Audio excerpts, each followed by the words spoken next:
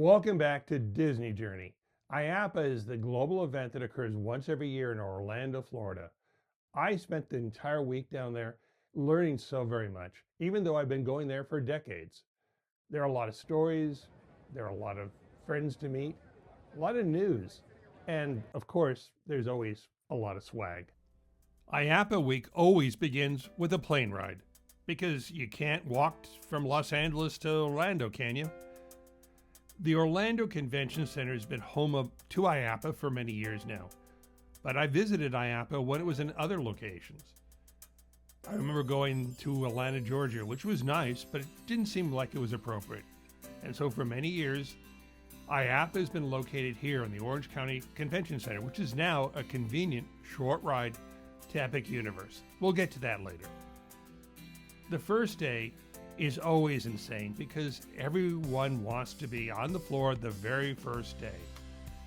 It was a short drive from my hotel, and it was only a long stay of waiting to get into the parking lot. And you couldn't see the horizon from where I did park, but you could get close to it.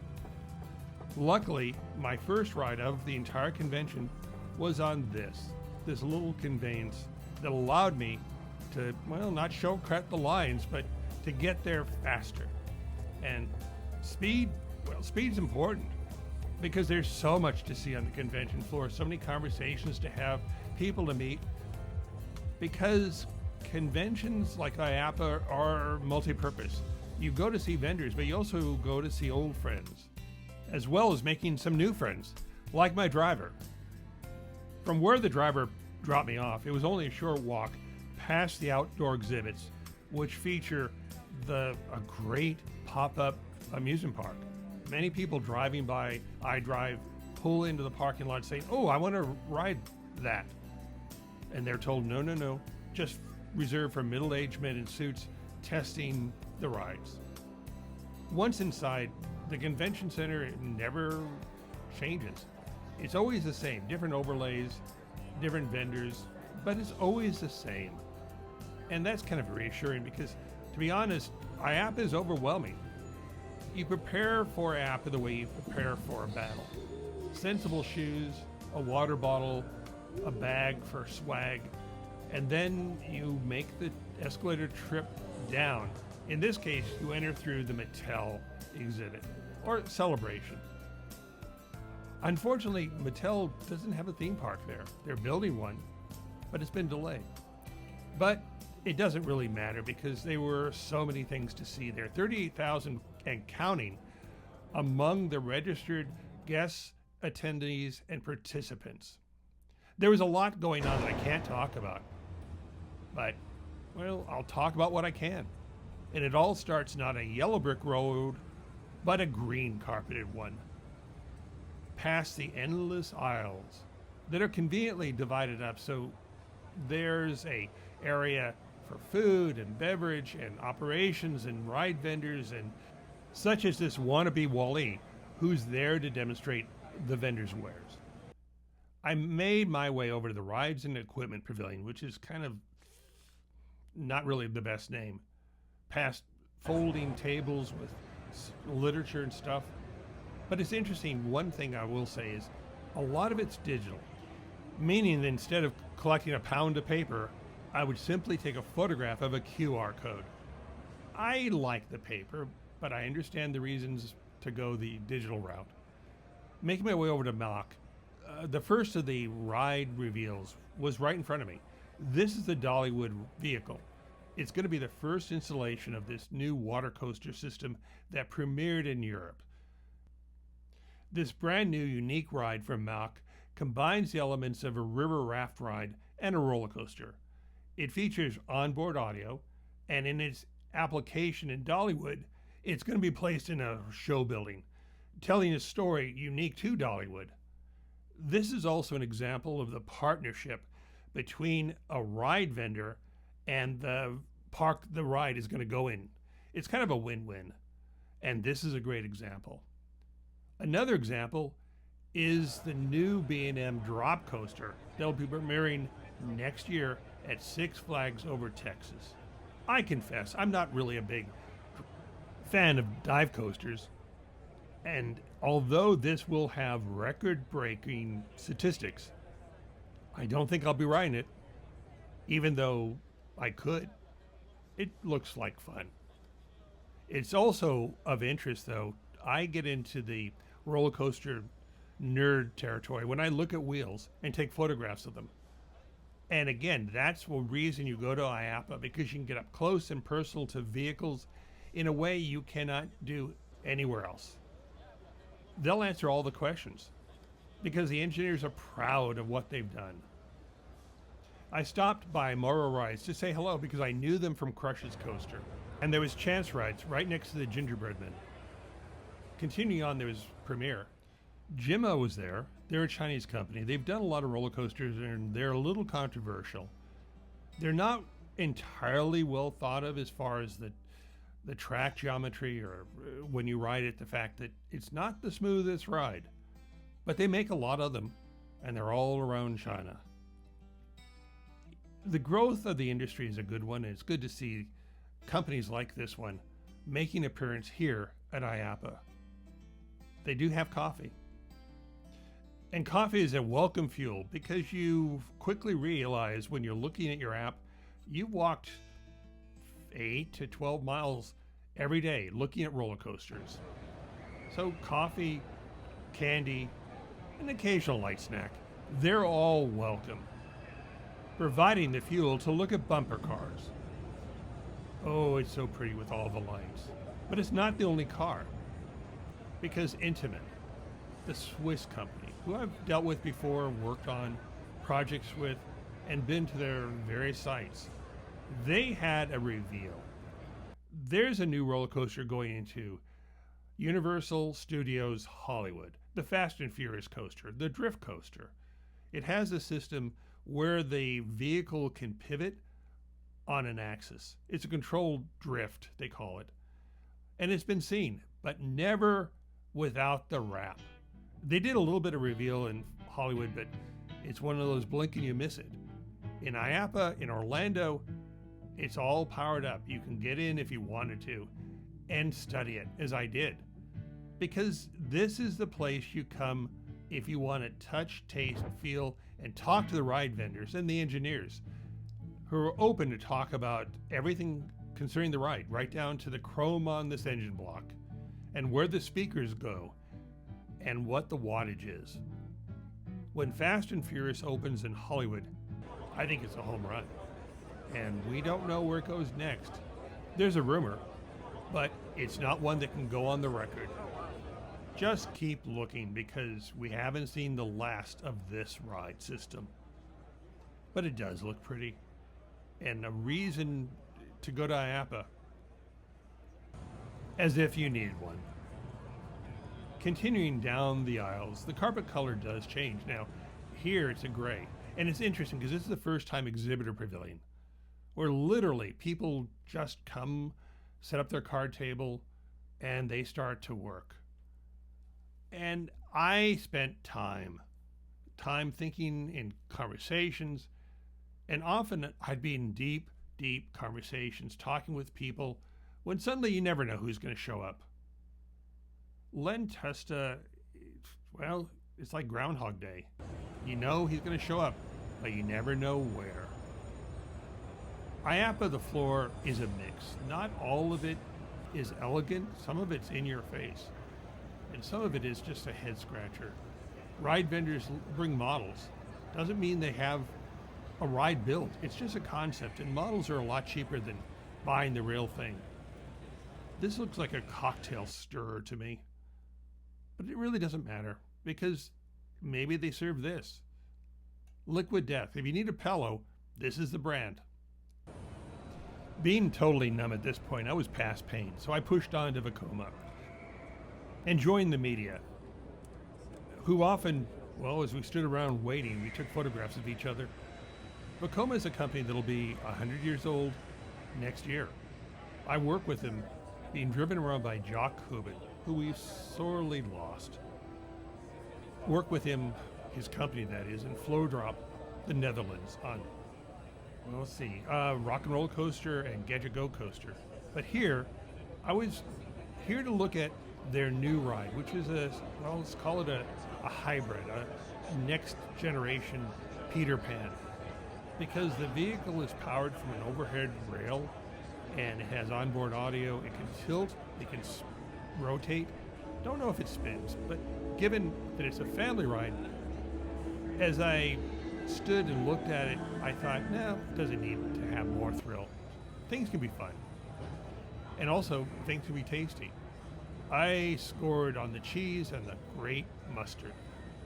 And further, I got this little flag that was part of my swag. I am glad I ate the cheese, but I'm not so glad I rode the rotor. This is a new ride that's portable. It also is notable because the vendor had a sign saying this is a patent pending. And I'm not really sure how you can patent something that's 100 years old. Because the concept's public domain. Maybe it's that this version of the idea is protected. But if you want, you can go over and talk to them in booths like this. There's always a desk. They come in all forms. And the chairs, well, they also come in all forms. I love this one. It's literally repurposed roller coaster seats for chairs. Since I didn't need any spare roller coaster parts, I passed by this vendor. And I also passed by these chairs.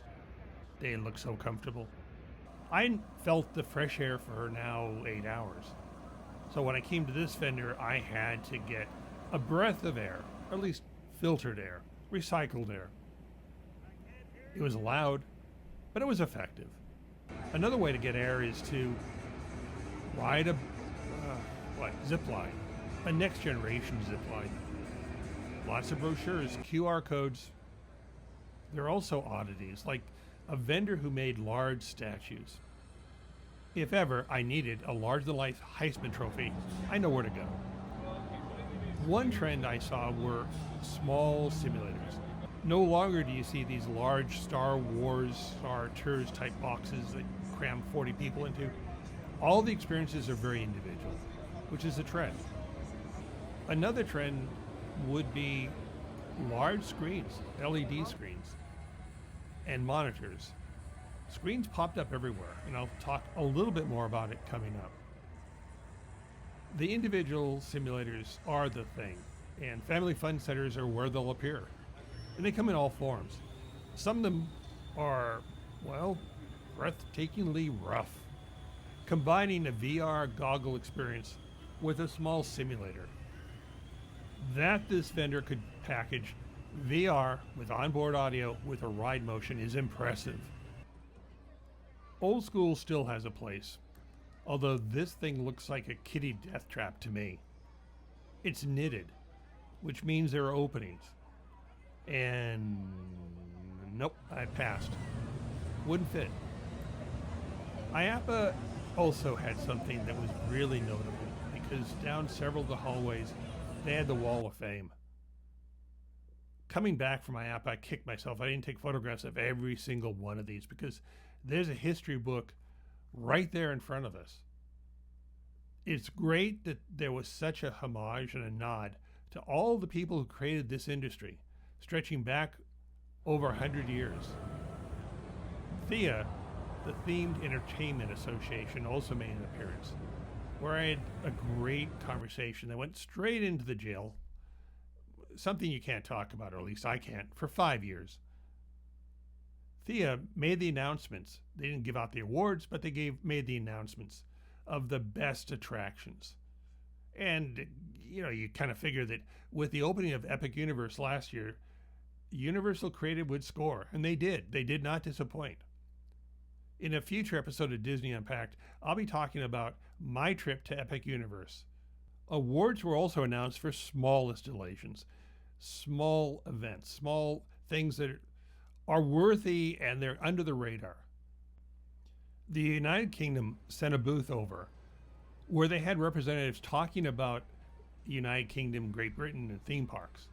I learned quite a bit, and one of the conversations goes into the jail for a couple of years. Also, a trend line was AI. I talked to many of the vendors who all had the same comment.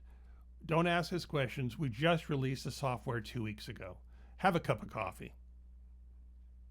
has things all over the map. If you need a ticket eater, come here.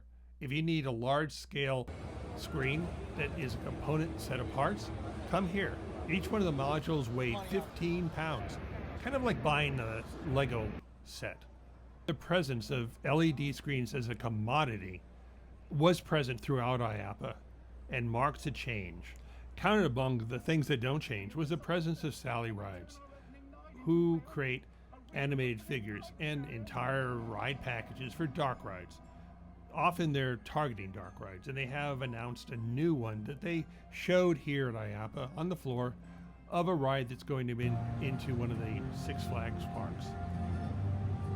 It's interesting, and it'll be a good thing because you can't have enough family-friendly dark rides, in my opinion. IAAPA is where second and third tier parks come to have conversations about buying things like dark rides. Also, they can sit and meet with people from S&S, which came out of the old era development. They had on their floor their single rail coaster. This isn't the first of this technology. It was premiered by another company elsewhere. Theirs is called the Rail Rider. They have a full-size mock-up in Utah that you, under the right circumstances, can ride. On the show floor were two examples of the ride vehicles that could use this system. Both were there. And I had the opportunity to nerd out and take lots of photographs and lots of conversations about the technology, how it was done, where it would appear, where it was going next. This is also an opportunity for companies like S&S to talk about rides that they've built. They don't build them now, but they could. Looking down the long row, it's hard to believe that I didn't walk every inch of it, but it sure felt like it. This year's IAAPA felt very serious. People were here to do business. I've been in IAAPAs, especially post-COVID, where everyone kind of looked at each other and felt like, ooh, I'm glad we're still here. So when you look at a zip line or talk to a company like Zimperla, they're open. They share things with you that you can never learn anywhere else. Spent a long time talking with a good friend, good colleague, person who I've worked with on multiple rides, who works at Zimperla and was happy to talk about this new idea they had, which is a spin on a very old idea. It's a family ride, but uses new technology, because when you're sitting in the swing, you can flap your arms and the overhead sensors will dictate how high you go, because they look at your arms. They look at the system, looks at the pattern of your arms. It looks at the speed, and in accordance, the algorithm is triggered and it says to the ride system, oh, lift this rider up so many feet. I watch people though jailbreak it to realize if I go to the top and stop flapping, how quickly can I drop? Making it an unintentional free fall. Proving that paper is dead. The IAAPA bookstore has closed. If you want information, you have to go online. But, it's balanced off by these two guys, Frankenstein and a bowling pin. IAAPA is always amazing. You never know what you're going to find. But one thing about it is I've never been disappointed. There's more than one IAAPA. I could have spent my time in learning sessions instead of the show floor, in conversations, but I didn't. There's just too much to see. From inside the hall, the entire outdoor fair. As I was walking out that last day, I walked out just a few minutes before the trade show wrecking crew moved in. They'd be tearing up these electrical lines in just a few minutes. And all of the pavilions would be coming down as well. I've been in trade show floors when the lights go out, the sound stops, and the crew moves in to work with grim efficiency. Sometimes the trade show booths are stored in Orlando waiting for the next IAAPA, IAAPA 2026. Sometimes they're shipped because there are IAAPAs all over the world. Next year in the first quarter, I believe, there'll be the one in the Middle East. The very first one, because that is a growing market. And It's a market we'll continue to see to grow because people always want leisure. They want fun. It was great to see old friends, to learn new things, and get an idea about the trends that'll drive this industry into the future. That's all for this episode. There'll be another new episode coming soon. In the meanwhile, I invite you to subscribe, like, hype, and hit the bell notification button to find out when new episodes are released. And consider becoming a channel member, just like these good folks, because their level of support gets them perks. They get early release of all new videos, and they get exclusive monthly videos. So then I'll leave you with a word of advice. Whenever you go to IAAPA, always have comfy shoes. Until next time, it's goodbye from Lost Canyon.